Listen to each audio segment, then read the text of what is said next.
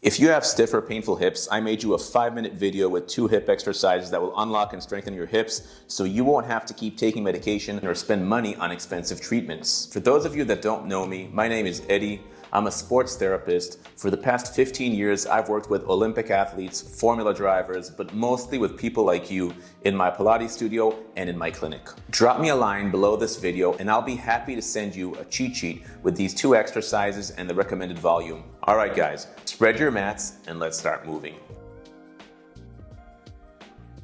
So first thing I want to measure is the distance of my heels from my seat. I'll do it with my hands. Place your hands like this with the thumbs facing up by the sides of your body. And now try to meet your fingers with your heels. That'll help you create a shorter distance, or the shortest distance possible. It'll create a better opening of the hip when we lift off.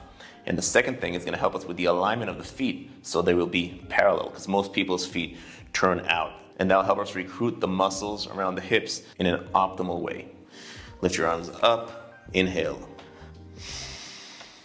Press off those 3 points of contact from the feet. And we're going to press into the mat and hold for a count of 5, 4, 3, 2, 1. And I want you to make sure that your head is loose so you don't have any load on your neck. So if you can move your head around, that means the load is not on your neck and the load is being transferred more into the back of the shoulders and the upper back. And that is going to be optimal here. We're compounding stuff. We're using the core, we're using our upper body, we're using our lower body, our feet, our breath. Everything is integrated together to create an exercise. It'll give you much more for your investment of time. Now, if you want to make the exercise easier, what you can do is keep your hands down. When you lift up with your hands down, you have a larger base of support. The wider you go with your hands, the wider the base of support, which will even make it easier, but you're going to get less work of the glutes and you're going to get less of an opening through the top of the hip. If you find this exercise not challenging enough, you can go from bilateral to unilateral. Basically, you're going to lift one leg up to tabletop position and then you're going to press off one foot to reach up. Same thing, we're going to press into the mat out of that 3-point connection, the triangle that we created in the foot. We're going to press off of that, hold for a count of 5, and slowly control the way down. We're going to place our seat on the mat and we're going to open our legs as wide as we can while we can still keep the knees straight and the spine vertical. Pulling on my knees here with my quads will help me lengthen the back of the leg, get a better stretch, and actually open up the hips like I really want them to. While I'm pulling on the quad, I'm creating something that's called reciprocal inhibition.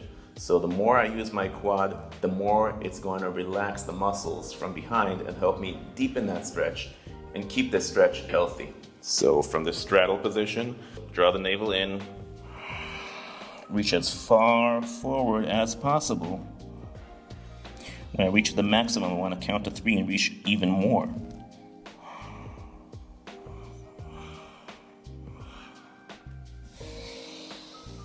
And lift all the way back up to a vertical spine. You know, I can't stress enough how important it is to keep your knees locked and your toes pointed upwards throughout this exercise. This will actually help us create an optimal stretch for the whole posterior chain, all the way from the calf muscles to the hamstrings and to the upper spine. Now, a lot of people are going to need a modification so they can actually sit with their legs totally straight and their spine is going to be vertical. So in order for that to happen, just fold the blanket, fold it as many times as you need, so when you're sitting on it and you sit in that straddle position, it becomes comfortable or even becomes an option. Sometimes we're so tight that sitting on the floor is not even an option. All right, so basically, same thing. Get up as high as you can and exhale. Chin in, navel in, pulling on the knees. Reach 1, 2, 3. And reach back up. I hope that's been helpful for you. Stay consistent for the next 5 weeks and you'll be surprised by how much your mobility and function are going to improve. Thanks, and I'll see you in the next video.